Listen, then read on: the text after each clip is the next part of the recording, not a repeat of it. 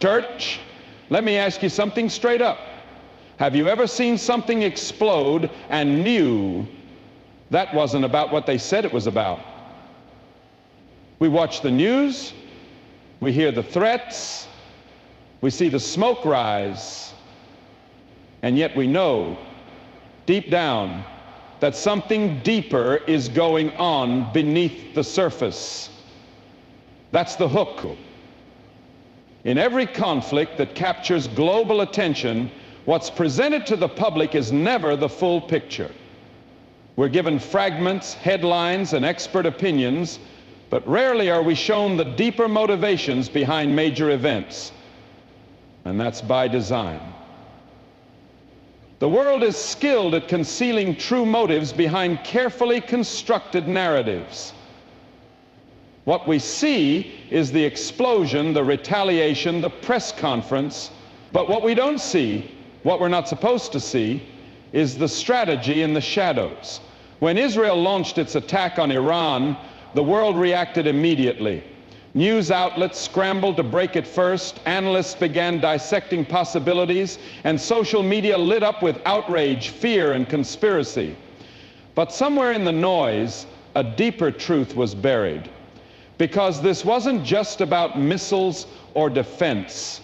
It wasn't just a response to provocation. It was about sending a message, a spiritual message, one that couldn't be expressed through speeches or negotiations. It had to be loud. It had to be violent. It had to be seen by the world. The question most people never stop to ask is, what provoked this, really? Not what the politicians say, not what the media broadcasts, but what was stirring behind closed doors. You see, warfare isn't always initiated by a physical threat.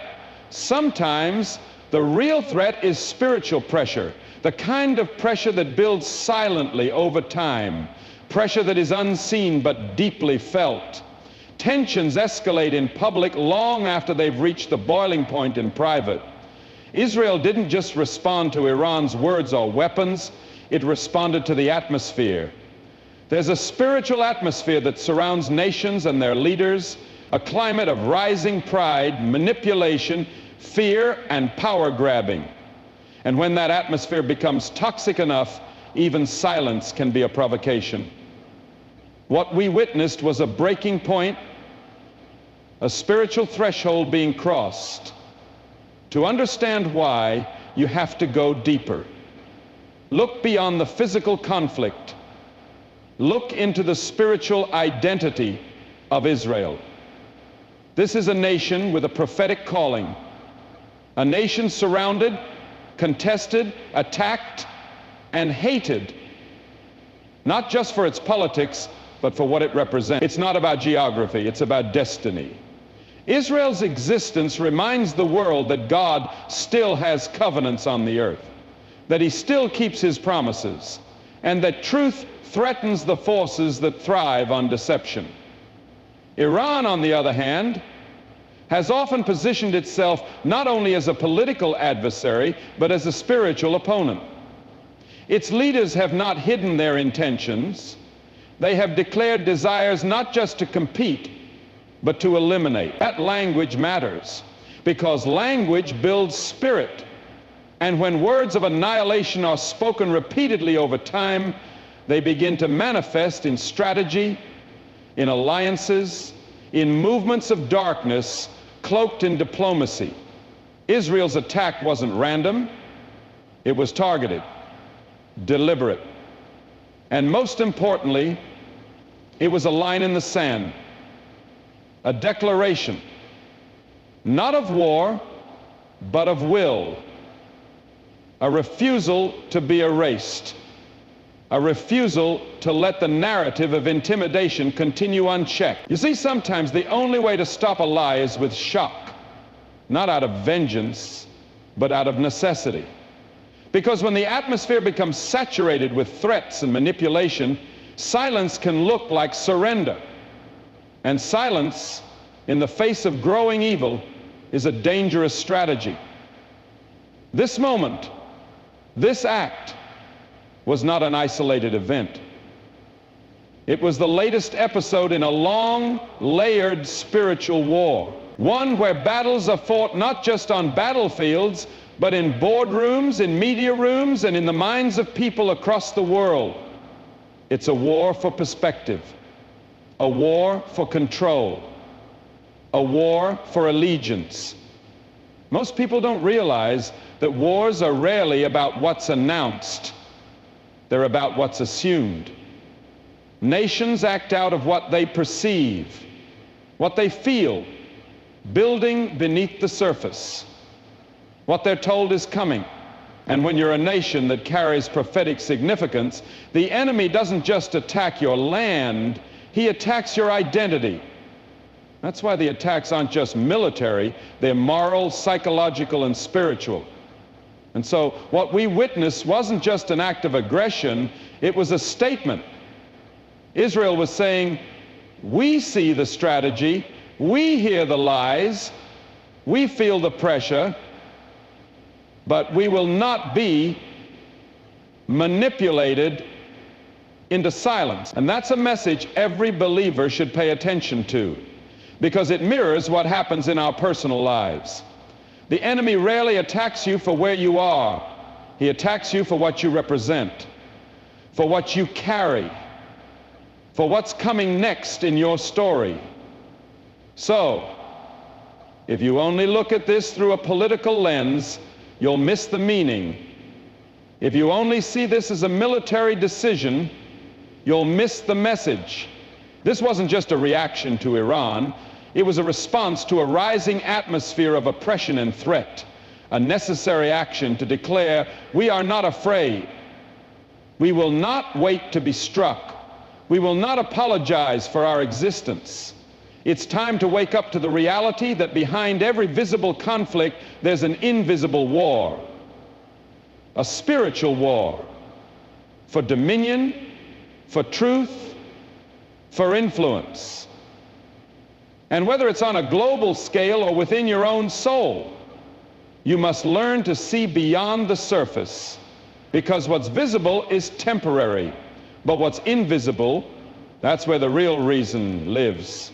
The conflict between Israel and Iran cannot be fully understood by maps, timelines, or treaties, because there are two levels of reality playing out simultaneously, the natural and the spiritual.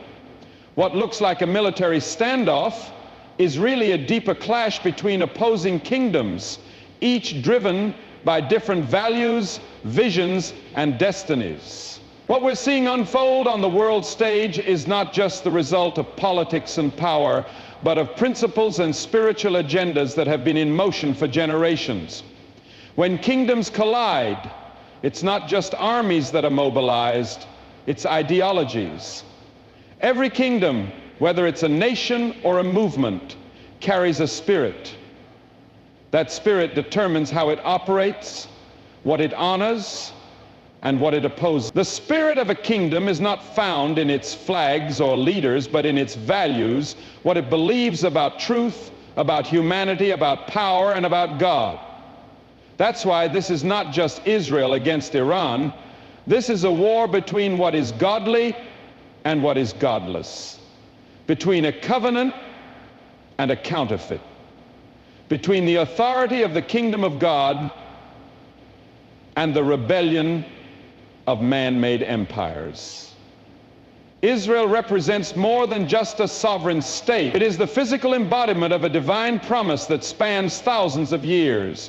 Its very existence is a testimony that God still moves in the affairs of men, that he still preserves what he calls his own, that he still protects what he has purposed. And because of that, Israel is not just a nation, it is a reminder to the world that God does not forget his word, a reminder that prophecy is not myth, a reminder that some battles are not just political, they're prophetic. On the other hand, Iran, in its current leadership and ideology, often represents defiance against that divine order. The rhetoric that flows from its government is more than political strategy. It is spiritual opposition. When a nation continually declares the desire to erase another from the map, that's not strategy. That's a spirit of destruction, a spirit that refuses to acknowledge covenant, a spirit that rises up not simply to expand influence, but to extinguish a witness. And it's that spirit that's being confronted right now. But this goes deeper than two nations. It's a reflection of a greater truth. Wherever God places his hand, resistance will rise. Light attracts darkness. Purpose draws opposition. And any time something carries the mark of heaven, it becomes a target for hell. That's why conflict is not just physical, it's spiritual. Because the enemy doesn't need a reason to attack what God has chosen. He only needs an opportunity. Think of it this way. Every time a kingdom rises that honors God, the enemy raises up a force to counter it. Throughout history, this has always been the pattern. When truth emerges, lies intensify. When light breaks through, shadows deepen. The war is not about land, it's about lordship. It's about who gets to write the narrative, who defines truth, who holds power over the future. And that's why this isn't just a geopolitical issue, it's a theological one. Israel, though imperfect, like every other nation, represents the idea that God intervenes, that God speaks, that God chooses. And for the forces in this world that are built on pride, control, and manipulation, that's unacceptable. Because if God still moves through people and places, then man is not the final authority. That's the real threat. Not Israel's army, but Israel's anointing. That's why the battle looks different, because it is different. You're not just seeing rockets fired across borders, you're seeing resistance against a deeper truth. A truth that says God is not finished. A truth that says promises made are promises kept. A truth that says you can try to wipe out a people, but you cannot cancel a purpose. The weapons may be physical, but the war is spiritual. And spiritual wars are not won with superior technology. They're won with unshakable conviction. They're won by standing firm when everything else says retreat. They're won by trusting in what cannot be seen more than what is shown on the news. Because what's playing out in front of us is just the echo. The real impact is taking place in the unseen. There's a reason why these kinds of conflicts keep resurfacing. It's not about temporary politics. It's about eternal opposition. Every time God moves his plan forward, resistance rises. That's the pattern. That's the rhythm. And every believer needs to recognize that the battlefield may look like the Middle East, but the principles apply to our own lives. Because wherever God has placed something precious, the enemy will attempt to corrupt, confuse, or destroy it. So when we look at what's happening between Israel and Iran, we must not just see an earthly conflict. We must recognize the reflection of a deeper war, a war for influence, for authority, for truth. One kingdom stands for covenant, the other for control. One builds on the promises of God, the other on the pride of man. And only one can endure. In these moments, clarity is everything. Because if you don't see the spiritual nature of the battle, you'll assume it's about headlines, not hotlines. You'll focus on the missiles and miss the message. The truth is, when kingdoms clash, it's never just about who's stronger. It's about which kingdom is backed by eternity. And the kingdom of God does not lose. Perception is a powerful force. It's not just how we see things, it's how we respond to things. In every war, in every act of aggression, Perception is the unseen weapon that shapes the outcome long before the first bullet is fired. Nations go to war not only because of what is real, but because of what they believe is real. And the enemy of truth knows this. That's why deception is one of the oldest and most effective tools in any battle. If I can control what you see, I can control what you fear. If I can manipulate how you interpret events, I can influence how you react. And if I can twist your perception of your enemy, I've already won half the war before it begins. This is exactly what plays out in the case of Israel and Iran. There's a global perception war raging beneath the surface of this conflict. The world is not just watching what each side does, it's being told how to interpret it. Iran launches threats, builds nuclear capabilities, funds proxy militias, and yet the narrative is often flipped. Israel responds, and suddenly Israel is painted as the aggressor. Why? Because perception isn't based on facts alone. It's based on who controls the narrative. And whoever controls the narrative controls the emotions of the audience. That's the battlefield within the battlefield.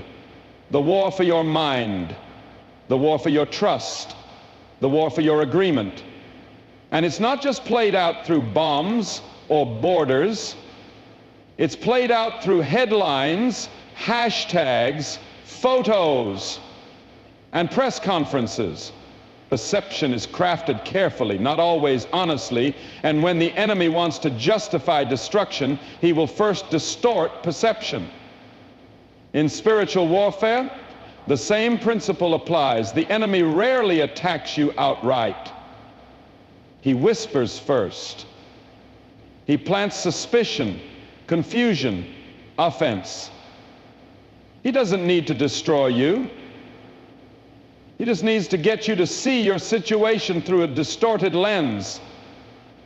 If he can convince you that you're defeated when you're not, you'll surrender your strength. If he can make you feel alone when you're surrounded by help, you'll isolate yourself. And if he can shift your view of your calling, you'll disqualify yourself before the battle even begins.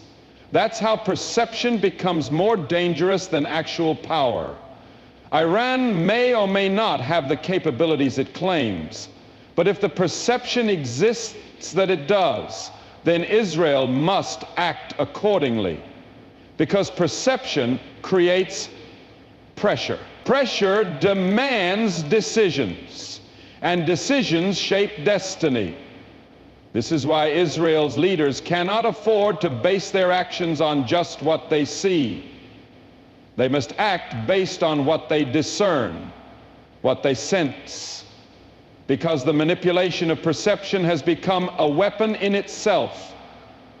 When your enemy not only attacks you, but also convinces the world that you're the attacker, you're fighting on two fronts, one physical, one psychological. The world often fails to see this. It wants clean categories. Oppressor and victim, right and wrong, aggressor and defender.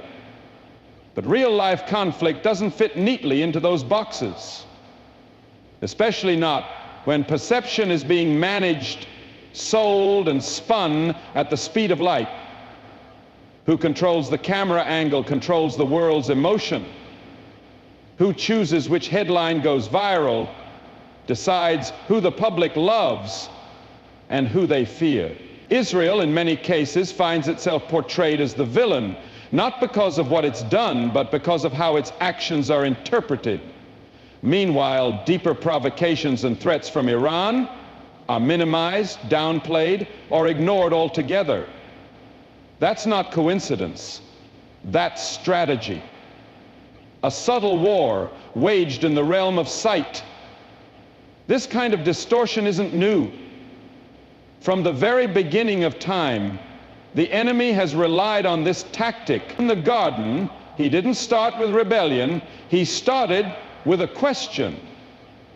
Did God really say? That's the power of perception. It doesn't come in with an army. It comes in with a suggestion. And if you entertain that suggestion long enough, you'll start seeing the truth as a threat. That's what makes this conflict so complex. Both Israel and Iran are operating under intense pressure, shaped by both reality, but one side is constantly on the defense, not just from physical attacks, but from public opinion shaped by a global narrative machine. And that machine does not always operate in the interest of truth. When the world sees images of rubble in Gaza or news of a retaliatory strike, the reaction is immediate: outrage. But that reaction is based on what's shown, not what's known. The context is often removed, the provocation hidden, the nuance lost, and so perception wins again. This is why we must learn to look deeper, to question what we're told, to discern beyond the headlines. Because if we allow perception to be shaped by whoever shouts the loudest, we will always be manipulated into false alliances, misguided sympathies, and spiritual blindness. In your personal life, the same danger applies. If you let perception dictate your identity, you'll live beneath your call. If you allow others to define your worth, you'll always be controlled by their opinions. And if you surrender your sight to the enemy's lies, you'll never walk in the clarity that God designed for you. Israel's attack on Iran, whether you agree with it or not, cannot be understood apart from the war of perception. It was not simply a military decision. It was a response to a manipulated narrative, a counter to an image being shaped, a stand against being cast as a villain in a story where the villain refuses to show his face. Perception matters, and when truth is at stake, those who see clearly must speak boldly. Because if you don't decide what to believe, someone else will do it for you. There are moments in history when silence is louder than words, and there are acts of violence that speak messages no press conference could ever deliver. What Israel did in striking Iran was not just a military maneuver. It was a declaration, and not necessarily the kind delivered through speeches or policies. It was a voice behind the violence, a voice that said, "We are done with being threatened in whispers. We are done with waiting until it's too late." Because sometimes the most deafening sound isn't the explosion itself, it's the buildup of threats, warnings, and hidden intentions that precede it. Israel has lived under a cloud of existential threat for decades. Not a vague, abstract threat, but a direct, repeated, and unapologetic threat from a regime that has vowed its destruction. Iran's leaders haven't been subtle about it. They've called for Israel to be wiped from the map. They've funded proxies. They've supplied weapons. And they've poured billions into building influence and instability throughout the region, all while positioning themselves as victims on the world stage. But here's the thing. Israel has heard it all before. The insults, the threats, the denials. And for a long time, they responded with restraint, with diplomacy, with silence. But there comes a point when silence becomes dangerous. There comes a moment when saying nothing is interpreted as weakness. And that's the moment when action becomes the only appropriate language. Because when your very existence is under constant threat, eventually your response is not about revenge, it's about warning. This strike was not just about taking out a facility or sending a message to Iranian leadership. It was about making a statement to the watching world. We are not waiting to be destroyed before we defend ourselves. You see, people often mistake self-defense for aggression when they're looking through the wrong lens. But this wasn't about escalation. It was about ending the illusion that Israel would tolerate open threats indefinitely. The voice behind the violence wasn't one of hatred, it was one of survival. It's easy to judge such decisions from a distance. But when you're the one with your back against the wall, when you're the one surrounded by hostility, when you're the one who's lived through wars and genocides, you think differently. The world expects Israel to wait until there's blood in the streets to justify its actions. But nations that have learned the cost of silence in the past don't afford the luxury of waiting anymore. Not when the stakes are as high as survival. There is a spiritual principle here that transcends geopolitics. There is a moment in every life when you must speak, maybe not with your words, but with your choices. You must draw the line. You must declare that you will not be manipulated, intimidated, or slowly dismantled by silence. Sometimes silence empowers the enemy more than resistance does. And while the world debates the morality of a strike, Israel has already decided that survival is non-negotiable. For years, Iran has conducted its strategy in the shadows. It is rarely confronted directly, choosing instead to build networks of proxy militias, terror cells, and covert operations designed to create instability without fingerprints. That kind of warfare is especially dangerous because it wears the mask of deniability. It makes the aggressor look like the victim, and it causes the world to underestimate the threat until it's too late. Israel's response then was not just military, it was symbolic. It tore off the mask. It exposed what was hidden. It forced the confrontation into the light. Because once again, this is not just about borders, this is about identity. Israel is not merely defending land, it's defending purpose. It's defending history. It's defending the promise of God that declares they will never be uprooted again. That kind of purpose attracts the attention of spiritual forces that despise what is chosen and set apart. And so the attack was also a reminder to those forces that Israel's presence on the earth is not a mistake, it's a statement. And it won't be erased quietly. The voice behind the violence is layered.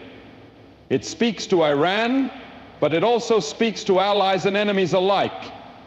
It says, we're not just here to exist, we're here to endure. It says we are not the aggressor, but we are not afraid.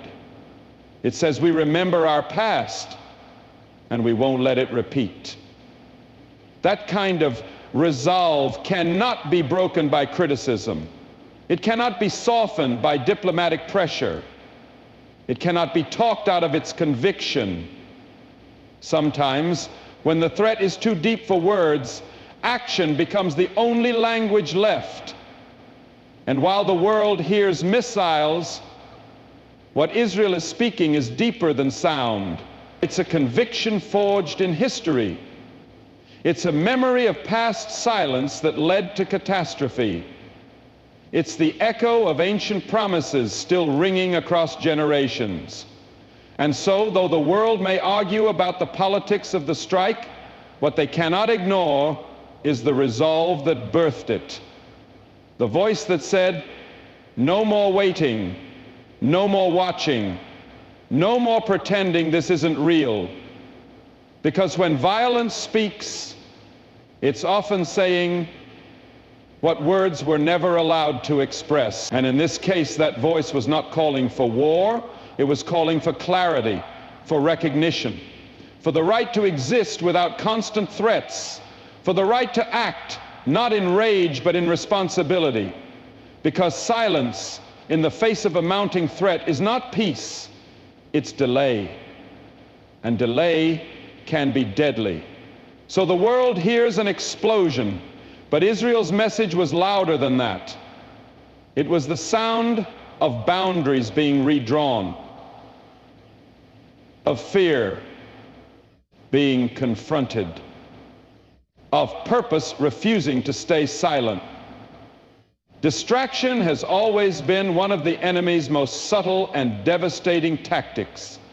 In warfare, especially modern warfare, distraction doesn't always look like chaos. It often looks like attention being pulled towards something loud, while something even more dangerous is happening quietly somewhere else. The real threat is rarely where everyone is looking. The real strategy is hidden in plain sight. And when the world's focus is absorbed by a headline, by a sudden explosion, or by a dramatic retaliation, we must ask ourselves, what are we not seeing? While all eyes were fixed on the impact, something far more complex was unfolding underneath.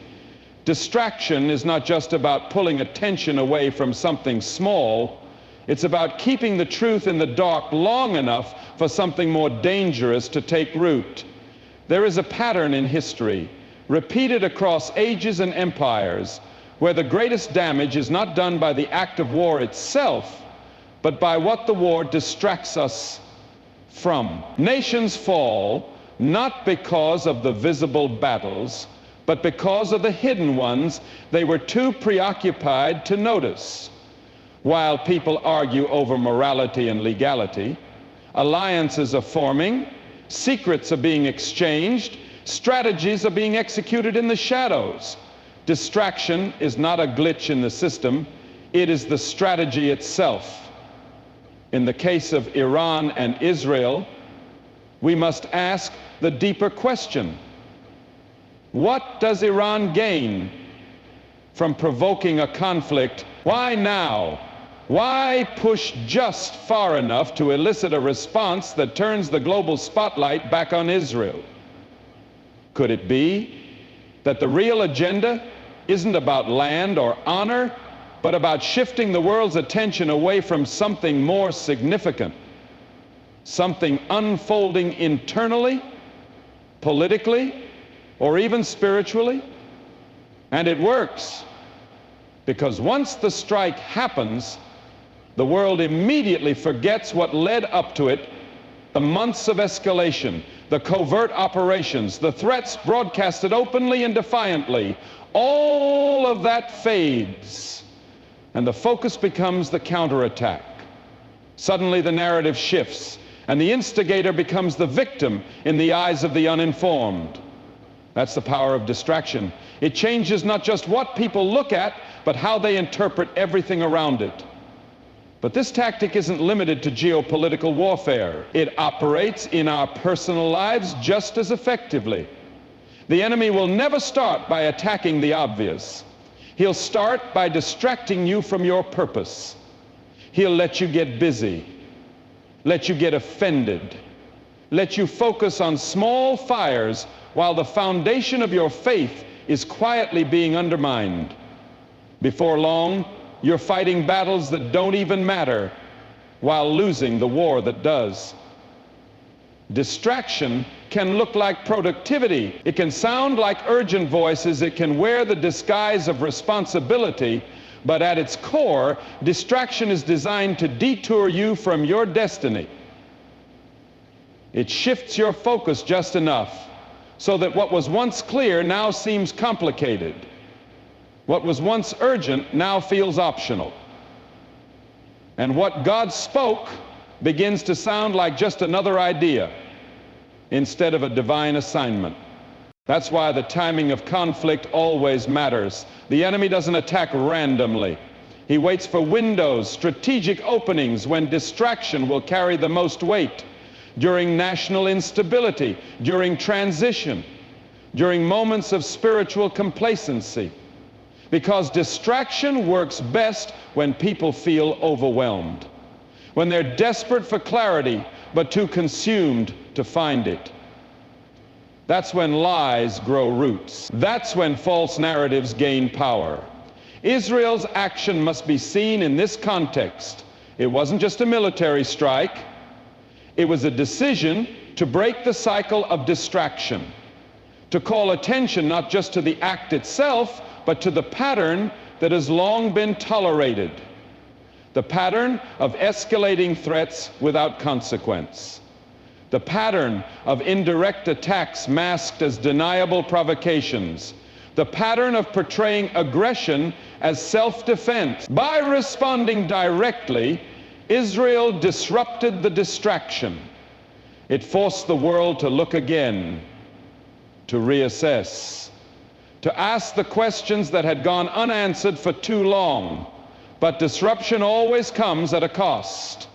When you refuse to be distracted, you often become the object of blame. When you break the silence, you become the one who disturbs the peace, even if the peace was a lie. This is the tension that Israel constantly choosing to speak with action when the world prefers silence, choosing to expose what others would rather ignore, because pretending something isn't a threat doesn't make it go away, it only gives it more time to grow. And again, the same is true for us individually. If we allow distraction to dictate our decisions, we will always live in reaction rather than intention. We'll chase headlines instead of pursuing purpose. We'll respond emotionally instead of acting spiritually. And in the end, we'll look back and realize we spent all our energy fighting symptoms while ignoring the source. The strategy of distraction is effective because it doesn't look like war. It looks like busyness. It looks like information overload. It looks like outrage fatigue. And before you know it, you're so consumed with keeping up that you forget what you're supposed to be standing for. You forget why the battle matters in the first place. In moments like these, both for nations and for individuals, clarity is everything. Distraction is not harmless. It is targeted. It is timed. And it is meant to make you miss what truly matters. Whether in global affairs or in the hidden places of your own heart. The enemy doesn't always show up with a sword. Sometimes he just shows up with noise. And in that noise, the real threat hides, waiting for you to stop watching. You must stay away. Discern not just what is loud, but what is left out. Notice what everyone is ignoring. Pay attention to what the distraction is covering, because the greatest dangers are rarely the ones in plain sight. They are the ones that slipped in while you were looking the other way. And so, as the dust settles and the world scrambles to analyze what just happened, we must recognize that this was never just about missiles or military might. It was about meaning. It was about a nation refusing to be silenced. It was about identity, conviction, and calling. A cry for war, it was a declaration of resolve. A line drawn in the sand, not just with steel, but with spirit. A message to enemies seen and unseen. We are still here. We will not be erased. And we will not bow to fear. This moment demands more than political analysis. It calls for spiritual clarity. Because behind every headline, beyond every explosion, beneath every narrative, there is a deeper story being written. A story of covenant, a story of courage, a story of a people who have walked through fire and come out forged, not broken. May we learn from this moment not to seek conflict, but to confront compromise. Not to glorify war, but to refuse surrender. To stand for truth when the world prefers silence. To walk in obedience when fear demands retreat. To live not driven by what threatens us, but by what calls us. Because in the end, it is not the loudest voice that shapes history. It is the voice that refuses to be silenced.